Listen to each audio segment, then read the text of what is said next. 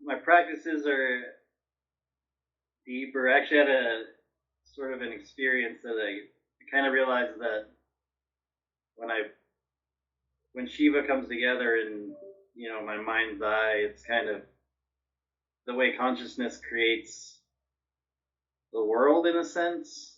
And I was kind of having this experience that Shiva was made out of my own consciousness. You know, it's hard to describe, but I felt like it was right knowledge and it was very impactful in the moment, but I can't verbalize what the experience really was. But it was kind of like a big aha kind of experience. And so I've been playing with, now I'm doing the practice, I've been kind of playing with my own consciousness might be the word, but kind of those colors and whatever. I sort of imagine that that's the stuff of the world, the universe, and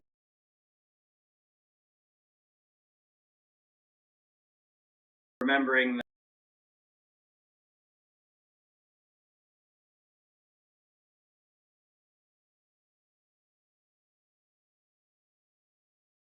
Shiva, and trying to meditate in that. Yeah, today we will become clear about it. How many times during these weeks and days you were upset, you were anxious, or you were not at all?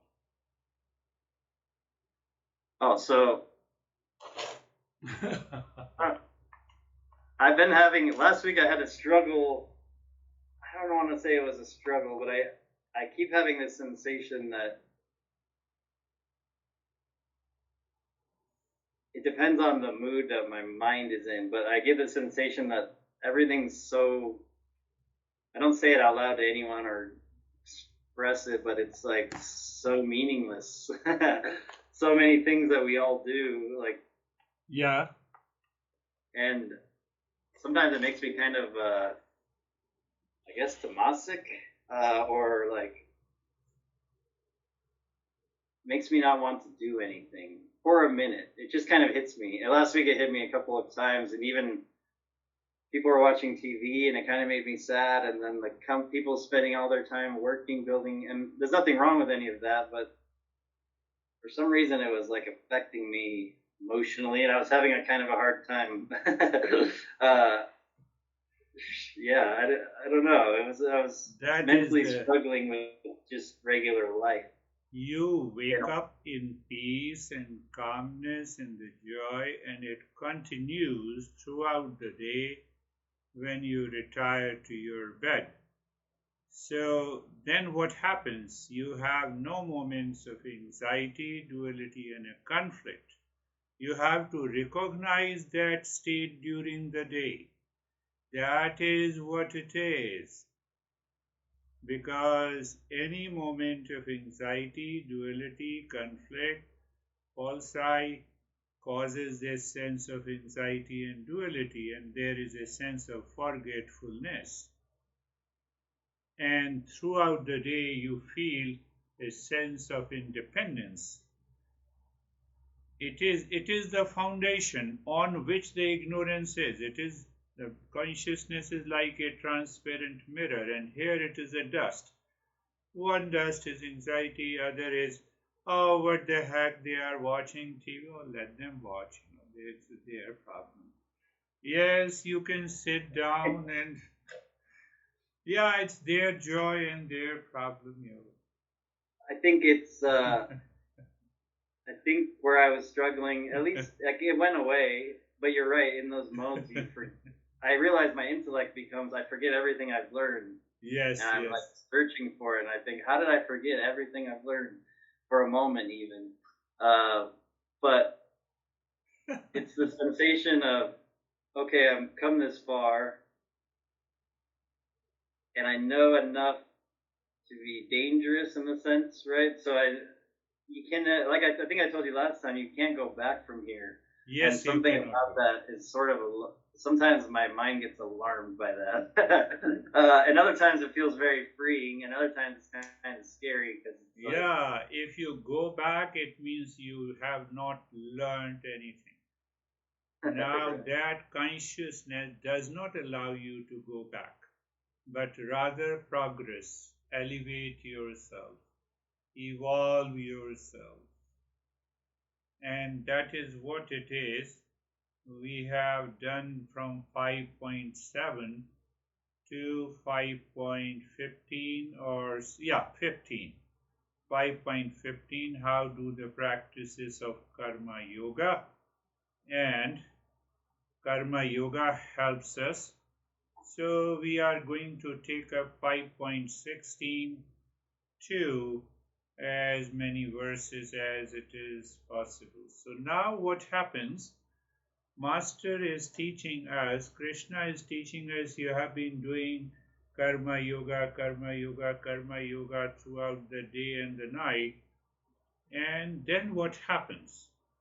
So the master says that in the 5.16th verse, whose ignorance is destroyed by the self-knowledge, that knowledge, like the sun, reveals the real self.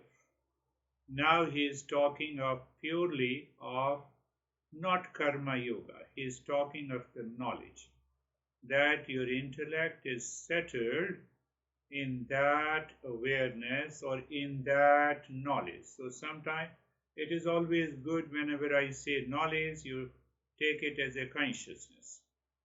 Consciousness is knowledge and knowledge is consciousness.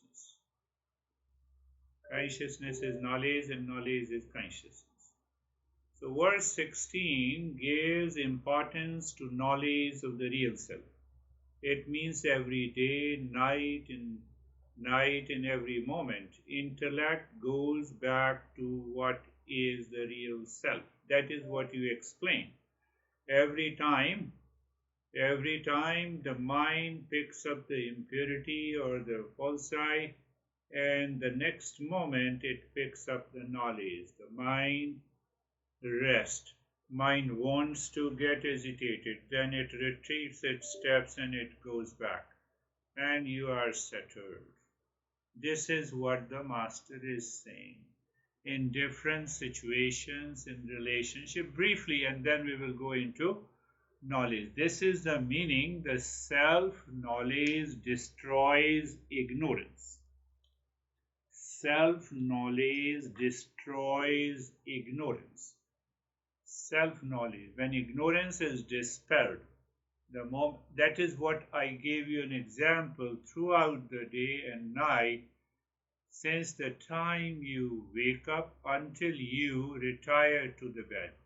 Add 15 minutes of contemplation every day before you go to sleep.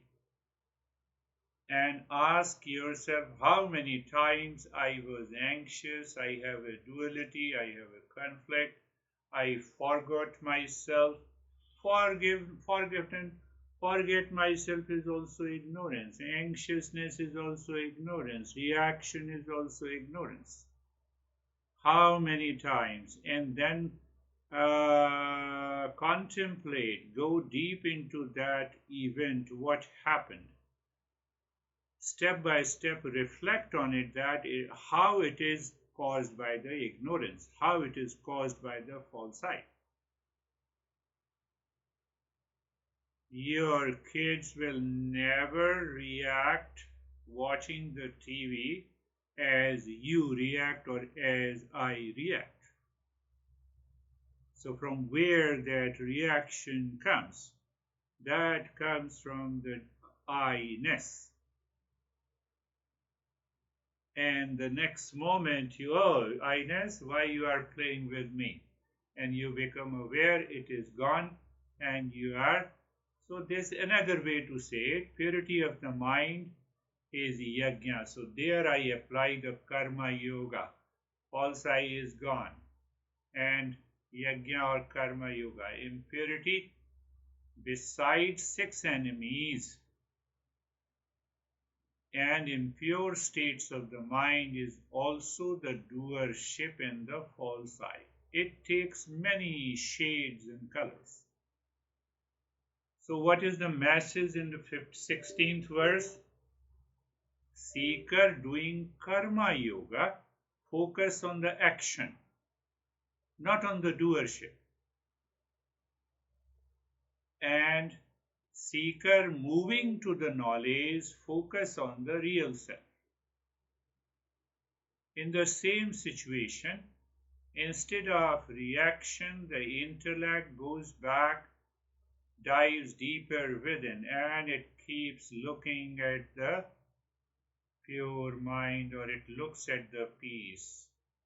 In that situation, you are not doing karma yoga, but you have stepped earlier. You have moved up to the path of the knowledge. Both options are possible. Mind has a reaction, I convert it into the karma yoga, and then I talk to them.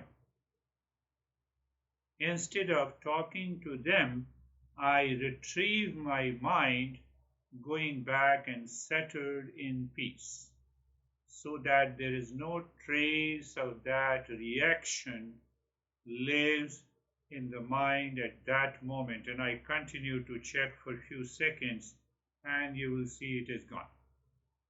So I moved from karma yoga to the next level. So this is, once this is understood, the 17th verse, Master says, what are the characteristics of that person who has become a higher seeker, and now he understands. So that seeker understands means that he is aware. Aware means that he is settled in knowledge. He is settled in knowledge means what? He has transcended karma yoga. Here, so what he says, tatah buddhaya, so one of the most beautiful verse, 17th verse. Tatah buddhaya, tatah atmanam, tatah nishtha, tatah parayana, gachanti anu punaravratim jnana nirdhula kalmasha. So let us see in a normal translation, and then we will go deeper. Whose intellect is fixed on that. So he does not refer what is that. What you are searching. What you are searching. It may be the Shiva. It may be an awareness of the Shiva. It may be a thought image of the Shiva. It may be just a consciousness. First thing.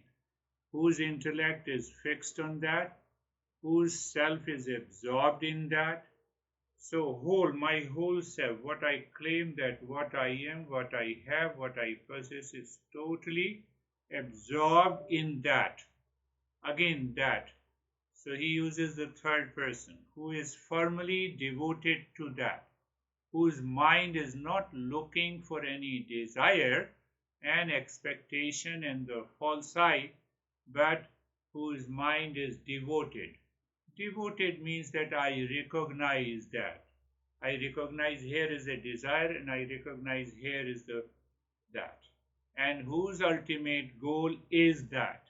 So in my head, in my mind is fully aware that my goal is that. So you look at the subtler way of understanding the mind and the intellect. So when we are a higher level of a seeker, our level of awareness examines these subtler movements. Where is the desire? No, desire is only for that. What is the ultimate goal? Our goal is that. Where I need to be absorbed into that, not on the TV. And where is the intellect is fixed? It is on that. So what happens? Masters say, it is the state of no return. You do not return to gachanti or punarabratim jnana nirdhul kalmasha.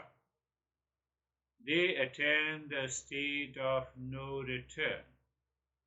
So your mind becomes so much enlightened that you don't want to return. Still there are impurities, still we react sometimes. But still now the point of no return is there. These are the characteristics of a higher seeker. You return again. To tell you in a different way, I reacted, for example, to someone. I returned home. I did not find the chance to say sorry. And then I say, Girish, what the heck you reacted? My mind used to shout very loudly. And my son and my honey used to say, whom you are talking to? I said, I'm talking to myself. What the hell you did? You should have told him straight away, but you should not have reacted. Means that the feeling of reaction should not be there. You can say you are crazy. It's okay. It's a part of the life. It's a critical evaluation. But there is no I-ness, because when the I-ness is attached to that reaction, then I feel. Then there is an emotional attachment. Then there is an emotional dependence. Otherwise you read, oh, that guy is crazy. It doesn't happen to you. Kind of difference between reaction and then a spontaneous response. Spontaneous, right? Yes, spontaneous response is always full of life, full of calmness. So it means I am getting rid of those impressions. Previously I used to react. I had the emotional dependence and intellectual paralysis. But now I have expressed the same way, but still the reaction is not there. Then what it is? It is a play. I have become a Hollywood actor. I have to get the things done, so I shout at you. Finished. It is done. But internal, there is no reaction. How that takes place? So he gives us 4 characteristics of the mind. So it means that there is a mental transformation has taken place. How? First by karma yoga, but now by understanding. Now I understand. Can I ask a question, which is probably irrelevant, but it's been eating at me. And I don't know if you experience this on your journey or if it's common, but is it common to have a fear of losing your sanity? Yes, many a times. Many a times it appears that my mind says sanity is what you are when you are a material person. That is how the mind tries to hijack our wisdom and put us into the ignorance. And it says, no, you are insane now. You did not react to it. You did not say anything. And like this, there are millions of the thoughts used to come. But when you keep aside, this thought brings me the emotional dependence. This thought is going to create more reaction. This thought is going to cause my anxiety. So through the wisdom, you reflect on it so that each and every thought which your mind feels it is a sanity drops away.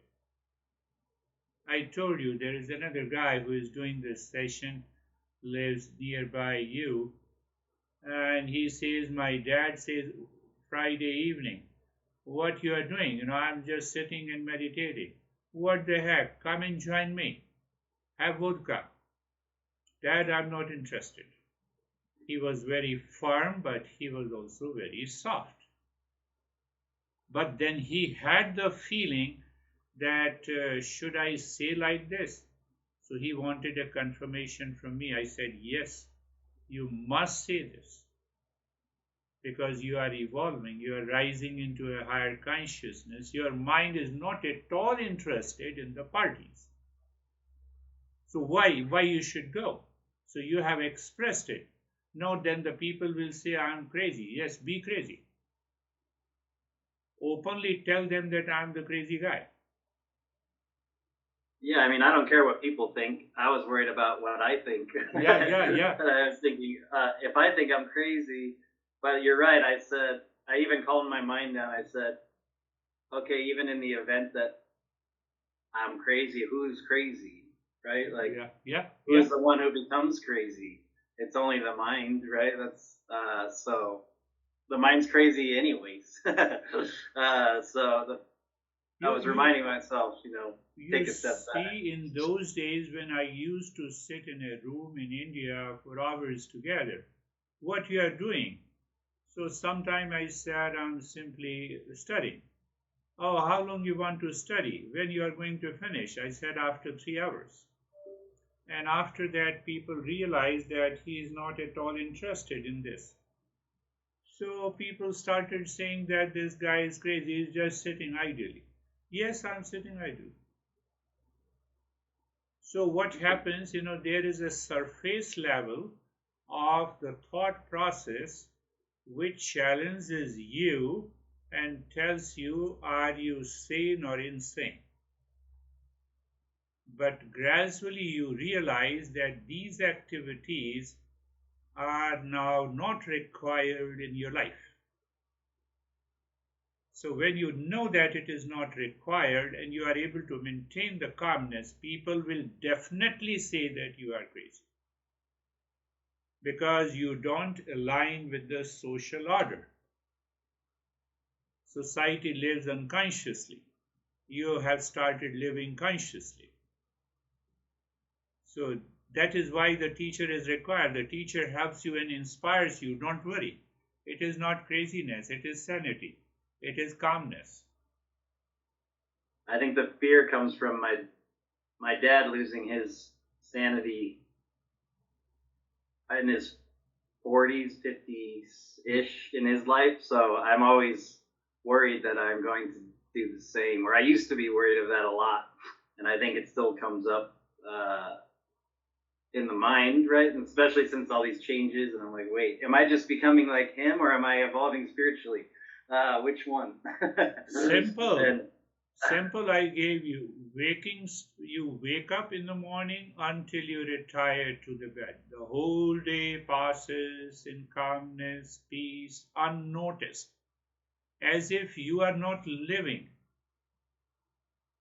You notice you are living when you react, when you are into anxiety. Otherwise, you are living in peace. You lie down, you sit, you contemplate, you reflect. There is nothing. Oh, the whole day passes peacefully.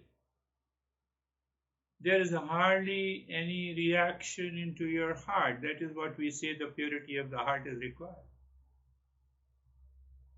So then what? It proves that, yes, I am insane for the world, but I have a sanity of which I am fully aware.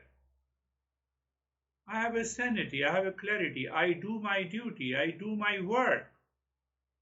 I finished all my activities.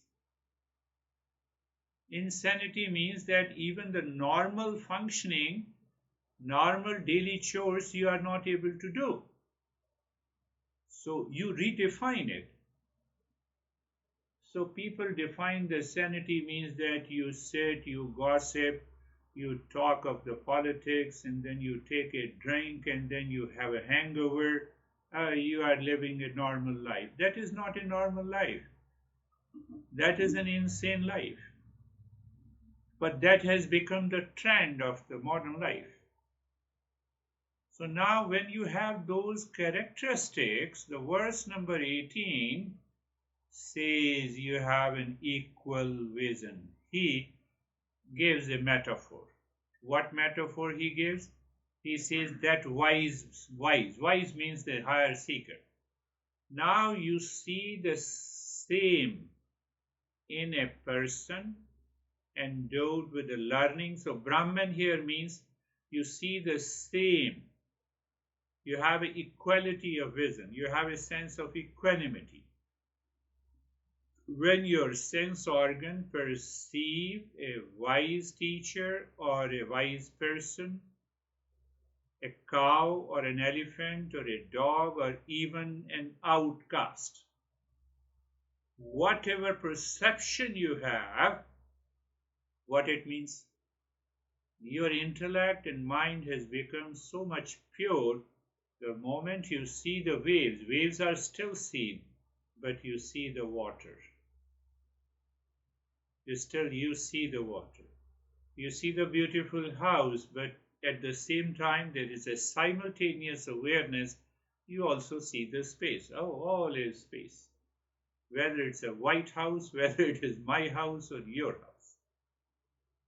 Can you hang on 1 second? Someone keeps ringing the doorbell. I'll be right back. Yeah. I don't know what they need. 1 second.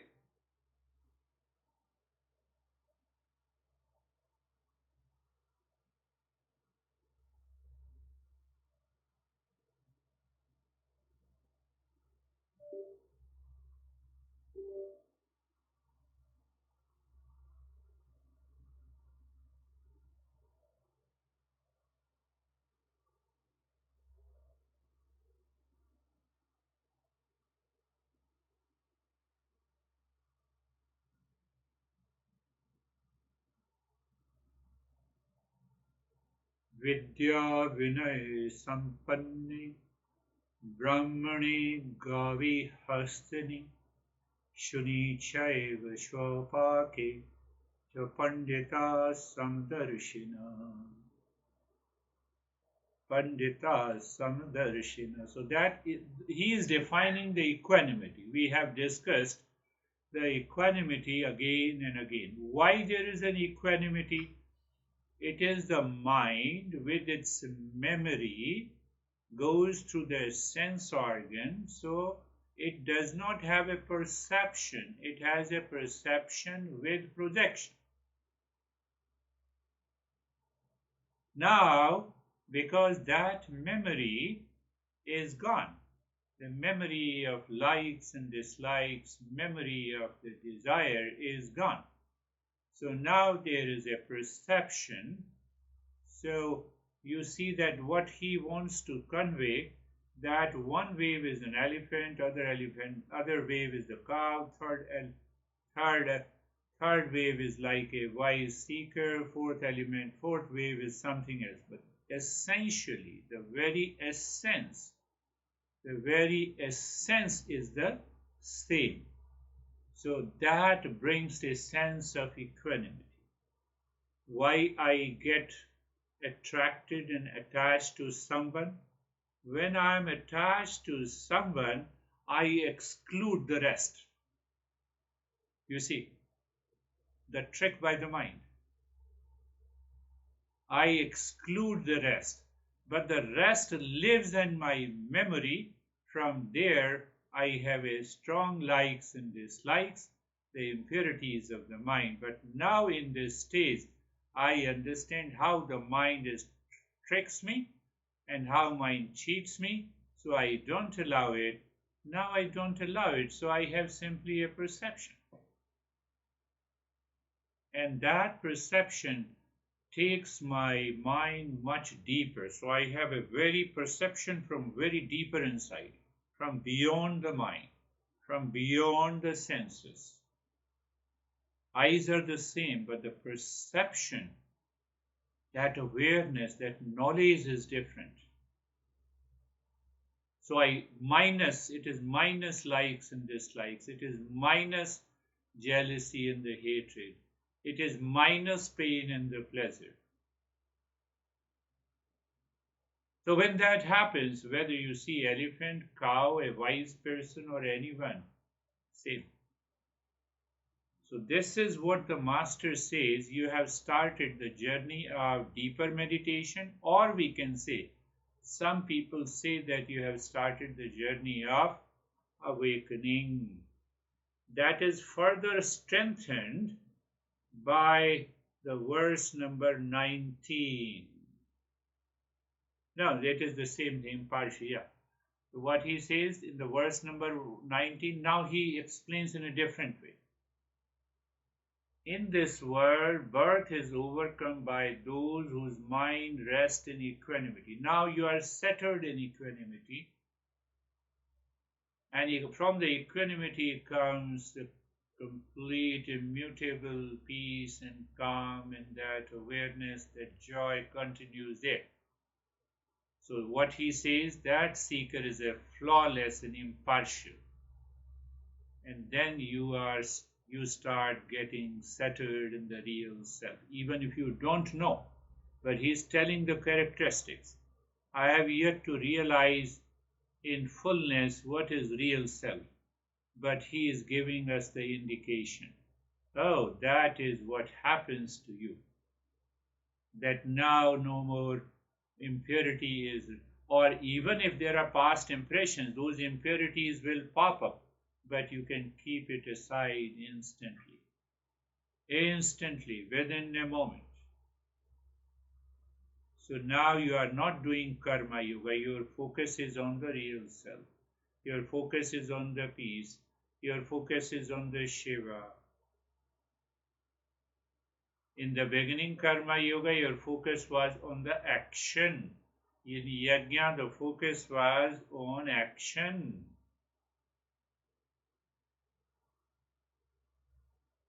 And now in the verse number 20th, he goes back and explains.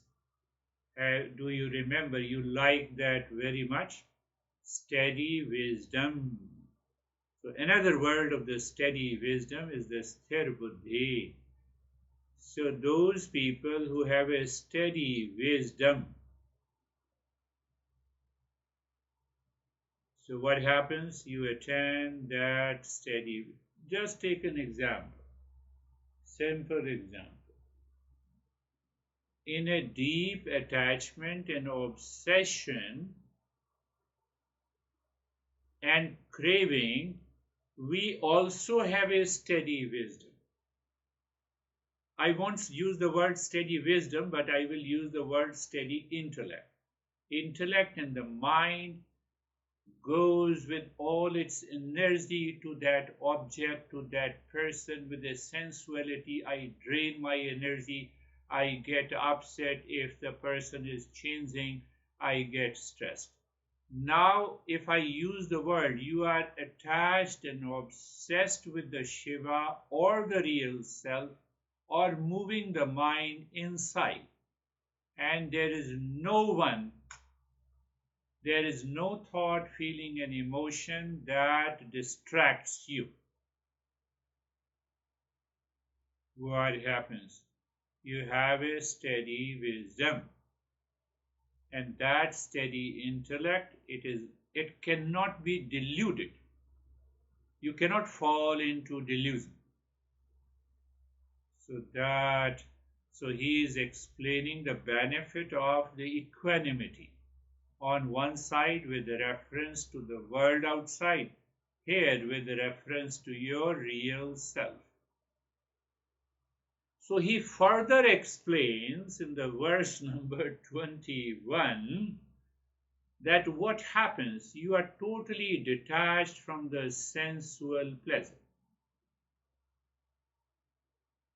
One wave is opposite sex, second wave is the teacher, third wave is the elephant, fourth wave is the cow, and you have a sense of equanimity. In another words, there is no perception with projection, because unless I have a projection, then only I have a sensuality. Without projection, you cannot have a sensuality. That projection belongs to the past memories, vasana, impurity of the mind. Now that mind is clear, only there is a perception. So you have the sense of equanimity. So when you have a sense of equanimity, you are free from the external world. You can easily bring your intellect, continued focus on the real self inside. And now he says, then what happens? Then detachment from the sense pleasure. There is a beautiful way to explain, but I'm just giving one example. You'll be amazed how our masters have worked. You have three gunas known as sattvic, rajasic, and tamasic. Okay. And then you have a space. Okay. Now the space, one proportion of the space mixed with one proportion of the satoguna gives you the faculty of hearing. Now the same space mixes with one proportion of rajoguna. What it gives you? It gives you the speech, sound. And one proportion of akasha, space, mixes with one proportion of tamoguna, gives you the word, sound. It is the vak, the speech, rajoguna. The object comes from the tamoguna. So object of sound, means of the sound, speech. Faculty of hearing that sound, satoguna. So everything is happening in the three qualities. I have nothing to do, I am free. I am beyond the satoguna. Real self transcends satoguna. So like this we have air mixes with the satoguna, rajoguna, tamoguna. So all the tamoguna mixture with the five elements give the objects. With the rajoguna, it gives you the means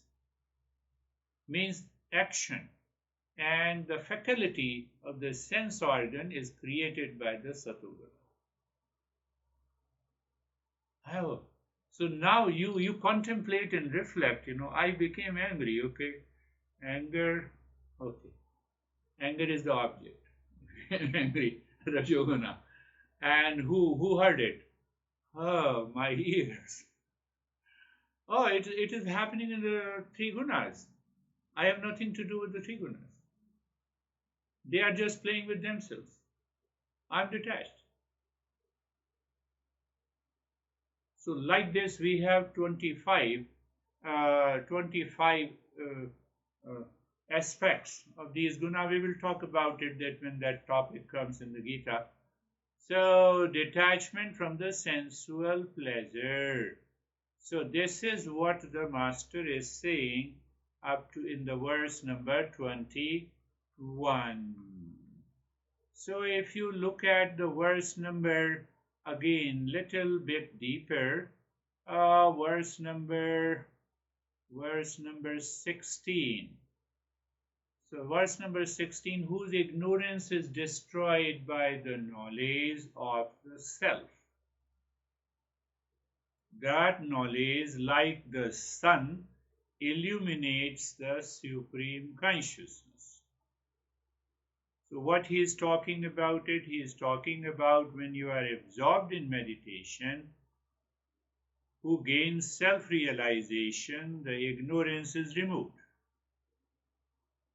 The self, that self knows the self by itself. Here the mind does not know the self. Mind has to be pure so that the reflected consciousness, which is the mind, should be there. In that state of purity of the mind, the self reflects the self. Self knows the self. You don't need any means to know the self. Why? How? So he gave an example of the sun. What is that example of a sun? Sunlight is there in Arizona nowadays. Do you need a candle to see the sun? Sun not only lights up every object during the day, But sun also lights itself. So in the light of the sun, I know sun is there. In the light of the sun, I also know the world of objects. Are you getting it? So you don't need the faculty of the sense organs. You don't need the faculty of the mind. You don't need the faculty of the intellect to prove it. I enter into the dark room and you ask me what is there, how many people are there, and I say no one is there. And then you ask me, who tells me that no one is there? Who tells me that no one is there? I told you, so you were there. So to know myself, even in complete darkness, I don't need the sense organs. I know myself. I am here in the dark room. That is why it is metaphorically we say it is the light of the consciousness, because we have to explain to the people. Light in the consciousness, here it is the same. Oh, it is the light of the consciousness. I know I am here. In the dark room, I know no one is there because I don't see anyone. But the light of the consciousness sees that I am there. I am very much present in the dark room when nothing is seen.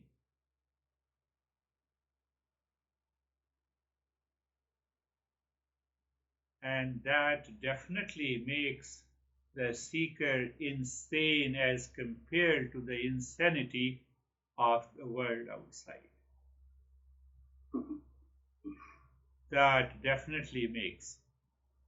So this is what Jnanena tu tata jnanam yesham nashitam atmanah. That nashitam. The first is that the ignorance is destroyed. You need not to haunt forever. Now you bring a cycle of the birth and the death to come to an end. He is explaining that state of the higher state of meditation through the knowledge. The sole condition that has to be fulfilled is to remove the knowledge, remove the ignorance. Why? It is the ignorance that hides the truth from the seeker. Again, ignorance, karma yoga, yajna, we all know, we are aware of it. Now, in the 17th verse, which is almost equivalent to be a monk from inside, even if it is not outside. We don't need to become a monk outside, changing the clothes, having orange colored clothes and sitting like a boss. No, monk has to be from inside. So what are those conditions in the verse number 17? Tatah buddhaya, tatah atmanah, atmanah, tatah nishtha, tatah parayana. The four qualities he is talking about. What four? Tatah buddhaya. I would say five aspects. Tatah buddhaya. So tatah buddhaya means the absorption of the intellect. Absorption of the intellect in that. Here, take an example. Absorption of that intellect in that real self or in that Shiva or in that pure awareness. Or you simply experience the sense of emptiness in the mind. Why emptiness? There is no object in the mind, but the master here says you are a higher seeker, you are listening to a teacher and you recognize that absorption. Tatah buddhaya. Tatah buddhaya. Second is tatah atmanah, where it's seeing how it relates to desire mind and clearing it. Tatah atmanah. This desire, not me. This thought, not me. And the moment you say not me, it simply dissolves and drops. Not me, not me, not me, you're negating. Why? Your intellect is totally absorbed into deeper within. So it does not want any kind of disturbances. So you say, this is not my desire. These are the impurities of the mind. And everything is now happening in the intellect. You are not doing karma yoga. You are not doing yajna. It is happening. When it is happening, all the time. All the time means what? The time you wake up until you retire to the bed. Third one, tataha nishtha. Nishtha means your mind now is established. Nishtha also means a faith. Nishtha also means that your mind is not going anywhere except the real self. Mind is not going anywhere. Tataha nishtha. So that comes by more and more contemplation and reflection. And the fourth one, tatah parayana. So fourth word is also very good. That as a supreme goal, this marks the stage of you are absorbed into the first stage of meditation. So now he is indicating, he is preparing for the 6th chapter. He is preparing.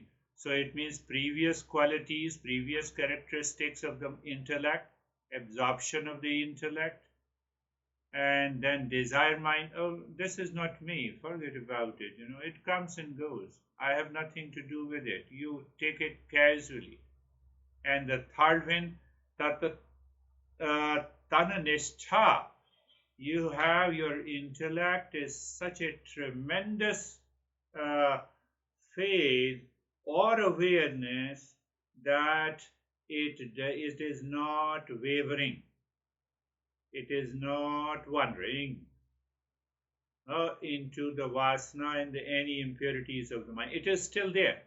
It will get transformed. But now we are, the intellect is now totally enjoys that kind of an absorption. Tataha parayana, the fourth one, that marks the first stage of meditation. We will talk about the meditation state and other characteristics as the 6th chapter starts. So before you reach apurna avrittim, that is the 5th point in this verse. He says, when you are settled again and again, you repeat that state again and again. What happens? Patanjali says, 2nd Sutra of Patanjali, what he says? He says that yoga's chitta vritti nirodha. Yoga is complete emptiness of the mind. So now you have a complete emptiness, but you are conscious and aware. Why there is a complete emptiness? Because there is a total absorption, or I can say it is an objectless state. So when there is an objectless state, objective reality is dissolved completely. Then what is left? The subjective reality. What is subjective reality? It is your real self. All the objects are gone. Objectless state, again it has few divisions, few stages, but that objectless state is considered as the highest state of meditation. It is also known as nirvikalpa samadhi. Some people talk about nirvikalpa samadhi. Then what happens? Then the master says in the same way, he says, jnana prapti. that knowledge of the self is attained, because sun does not need any other means to know itself. In the presence of that light of the consciousness, the real self knows the real self. Jnana prapti. In that higher state of meditation, the self-knowledge is revealed spontaneously. Self-knowledge is revealed, or then what happens? Your karma sannyasa is now complete. You can see the karma sannyasa. You did not do any activity. You did not practice any meditation. Okay. And then what happened? You are totally absorbed in the sun, the way the sun lights itself. Sun knows the sun, so the self knows the sun. So first step in the verse is Shravanam. Shravanam with apt awareness and attention. Now your mind is very much pure, so you can easily listen and pay attention and can go deeper. Second stage, Tata Atmana. So your mind and intellect continuously moves onto the real self, different aspects of the real self through contemplation and reflection. That is the second. Third is the Nididhyasan, Tananishtha. Now you have a complete faith in that real self. So other thoughts are coming and you say, who cares you? Let it come. You are absorbed. That is what begins the practice of meditation. So even there are disturbances, so-called the disturbances in the body, agitation in the breath, or in the mind, or at the emotional level, has nothing to do with your absorption. This is what he is saying. Tataha Atmana. It is possible, yes. So they are symbolically expressed in our Eastern wisdom in a different way. But before that, I come to the fourth step. The very first stage of meditation is achieved. Savikalpa Samadhi. It is known as Savikalpa Samadhi, or one stage of meditation. Savikalpa means meditation with an object. What is that object? You recognize I am doing meditation. And what is the higher stage? That meditator is also gone. Meditator, meditation, and meditating. All that trinity dissolves. When this trinity dissolves, mind is gone. You reach to an objectless state. Objective, objectless state. That is known as the highest state. And what happens in that higher state? The knowledge reveals what that knowledge is. The real self is the knowledge. The real self is the light. Because it is of the nature of the consciousness. So the real self reveals the real self. So what is preventing the mind with its impurities, with Rajoguna and Tamoguna, the impure states of the mind, wandering states, strong likes and dislikes? So we have already removed it by the karma yoga. We have a sign of the freedom. We experience the sign of a freedom. You experience the whole day, there is a sign of a freedom. There is a sign of freedom. Vidya Vinaya Sampanne, verse number 18. Your mind becomes so humble, so that your mind now is reflecting the real self, and that real self reflected through the mind goes to the sense organ. It does not see any duality and a division or a difference between. That is what he gave an example, spontaneous example, whether it is a dog or an elephant or a cow, or a teacher or a wise seeker, you have an equal vision.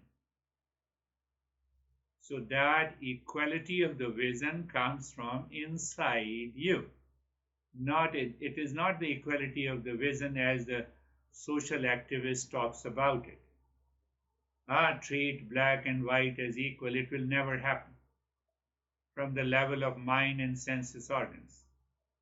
The mind has already created the differences. So that difference will continue. How you can have an equal vision? Unless you explore the higher state of the consciousness. See, whether you are an outcast or any person, you have a sense of equality, equal vision. Yeah, that is, now, should I? Yes, I must tell you. That equal vision is known as the third eye. You don't have any physical third eye. Your vision perception is totally changed. Before that, perception with the projection with the you have many projections. You have a projection of a gender, projection of a color, projection of a father, projection of a mother. Millions of projections were there. All the projections are gone. Perception remains. And that is constant. So that constant perception is known as the third eye, Jnana Chakshu. It is also known as knowledge eye. It is different from the physical eye. It is your knowledge eye.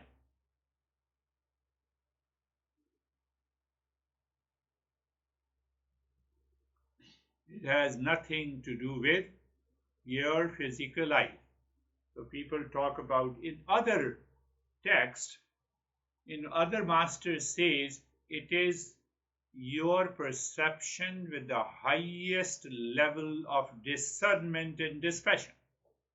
So it is the same thing. That is also the third eye. Ihaivate jita sarga. What happens with that vision? With that eye, knowledge eye? You don't have a physical eye, you have a knowledge eye. It is the knowledge eye that knows 100% the sky is not blue. Physical eye continues to see the sky and it is still blue. Physical eye continues to see the highway is running behind you when you are driving your car. The eye of the knowledge knows highway is not moving. We need that eye of the knowledge to see the real self. This is what the master is saying. You cannot see through the physical eye. You cannot see through the mental eye. Or mental eye means the mental information and the knowledge. Mind and the eyes together looks at a distance. In Arizona, we see the mirror as water. Even on sometime on the highways in the afternoon. How much it is shining. But as we come close, that shining, that brightness dissolves. So it means that brightness or looking like a water is false. It is a ignorance. That is how the ignorance is gone. So we see that eye of the knowledge. Through the eye of the knowledge, I see the real self. This is how Master trying to explain it.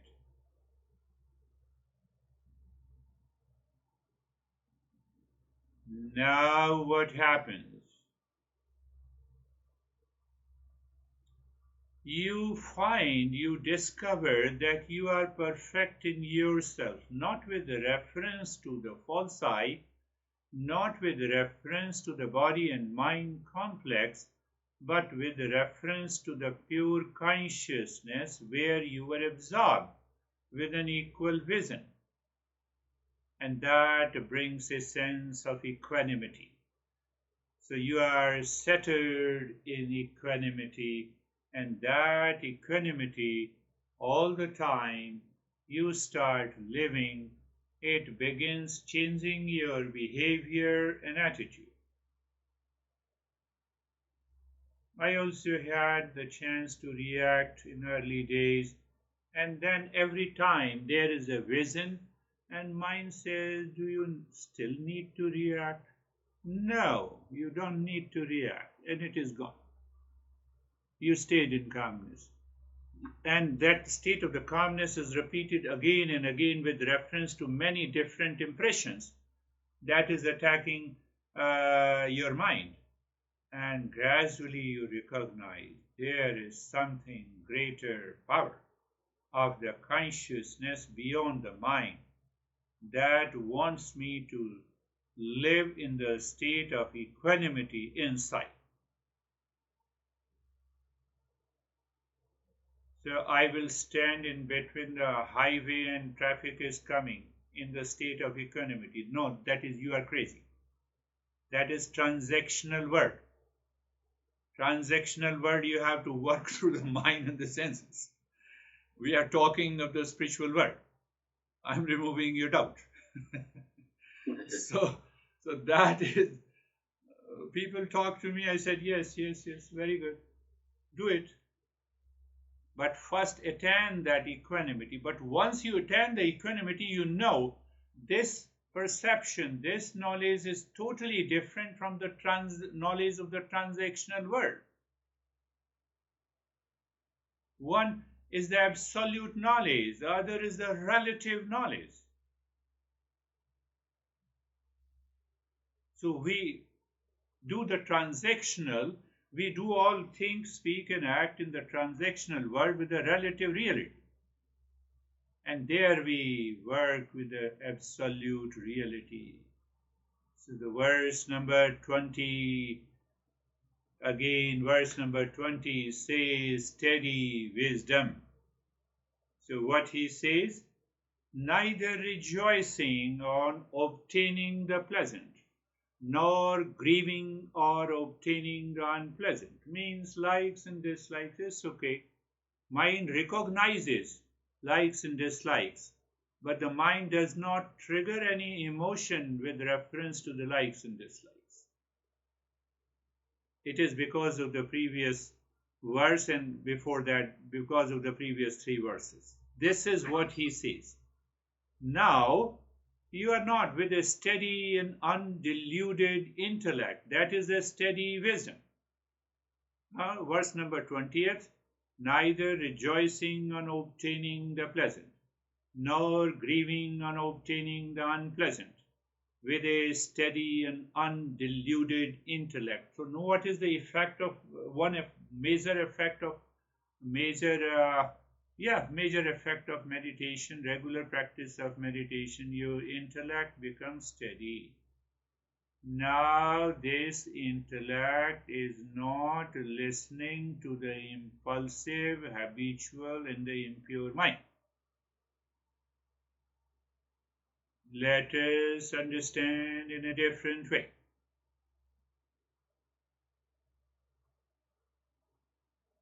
I see you. You are Michael. I am Jack. This perception comes with the sense organ, memory, and the mind. I am teacher, you are student. This perception also comes from the mind and intellect. Now this information passes, mind passes that information to the intellect.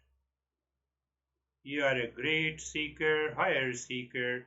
Intellect instantly, with a fraction of a millisecond, enters into an awareness that we all are essentially one.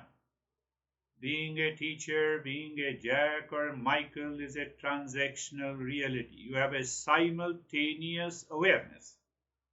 You have a simultaneous awareness of his transactional world and the world inside. What the world inside perceives. It perceives you have a steady intellect. Jack means nothing. Michael means nothing. Teacher means nothing. Seeker means nothing. They are just labels. They are just labels with a different name in the form. The intellect analyzes, perceives with, that is the eye of the knowledge. That is not the physical eye. My physical eye will continue to see that duality and a division to exist into the material and transactional world. My physical eye cannot see the wall of the room and the door is the same. But the eye of the knowledge will definitely perceive it is only one. So there is a simultaneous awareness. Who is she? Oh, she is my wife, Carlin. Okay, yes, you must introduce the transactional level. Don't become crazy, we all are one. So if you say we all are one, then the problem will come. So transactional world, we have to understand this. Otherwise, there will be then that is what the most of the students misses. They may understand, but still they miss. Steady and undiluted intellect. This is what the master is saying with reference to the previous verse. The eye of the knowledge. The seeker's equipoise lies in his steady and undiluted intellect, which remains fully available to command his actions in the transactional world. His intellect is totally steady and it knows what that is what we say is spontaneous action. I won't use the word spontaneous reaction. Better I would use the word spontaneity. So when there is no delusion, intellect is steady, my mind is not dictating its terms, that intellect shines with the higher consciousness of the real self. And the higher consciousness is always spontaneous. There is always a spontaneity. Oh, that is a higher state of meditation? Yes. The last verse is independent of the external context. I use the word detachment in the first time when I am explaining, but now I am explaining independent of the external context. You wake up in the morning, that's another exercise. Another master used to tell us. He says that first you wake up. Now your eyes are open. Become aware of the faculty of eyes looking at the objects and see the projection. Become aware of the faculty of the ear. You hear the sounds and become aware of the projection through the eye, projection through the skin, projection through the taste. You become aware of each one of them. And you will come to know where you are attached, where you are obsessed. In the very early morning, even for 5 minutes, it makes you aware. Oh my goodness, I have a lot of impurities. And you will be surprised that where you are attached to the particular sense organ, though in those activities during the day, you will find a sense of anxiety, reaction, and problem. Oh, you got it. That is how Master says you are independent of external contexts. External context, who does the contact? The sense organ with the object. I gave you one example of the space. Space with the tamoguna creates, when I see you are an object for me, monitor is an object for me, huh? And I see it. I see it. So that seeing an object, it is a combination of fire plus tamoguna. So you see, your intellect remembers instantly. Oh, okay, ah, I see the object. Why I have to fight? Why should be anxiety? Why there should be a reaction? It's a play of gunas. so, so we will talk about that. That's a different altogether. When it comes, the topic will come of three gunas. Then we will talk about it. So I'm just giving you. So that intellect is steady now. Why the intellect is steady? You see, all the activities are the play of the gunas, and the impurity comes from the mind, and I'm not the part of that impurity. Okay, engaged. So what happens? You are engaged in a deeper meditation. That is the higher meditation, absorb the objectless reality. You are looking at the objects. You are still living in the world, transactional world. Your eyes are not closed. And still you see you are absorbed into the objectless state. It is 100% possible. The way the space remains untouched. Do whatever you build a skyscraper and destroy. The inherent characteristics of the space remains the same. Metaphorically, that real self inherently remains the same. Another metaphor, that you sweetness of a sugar. Sweetness continues to remain the same in the candy, in the ice cream, in the dessert, in the lemon water, in the soft drink. Essence does not change, and that essence is the real self. So we recognize that essence when 24/7 your meditation is complete.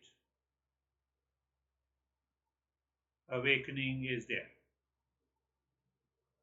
So we have done 21 verses. We have to do more verses, so he prepares a very strong ground for meditation. Now you see that your mind will change the understanding of the meditation. It will understand meditation in a different way.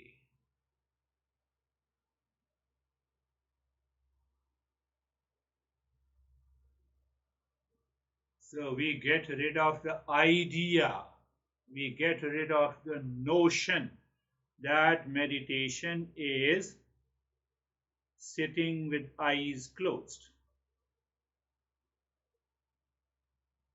That notion is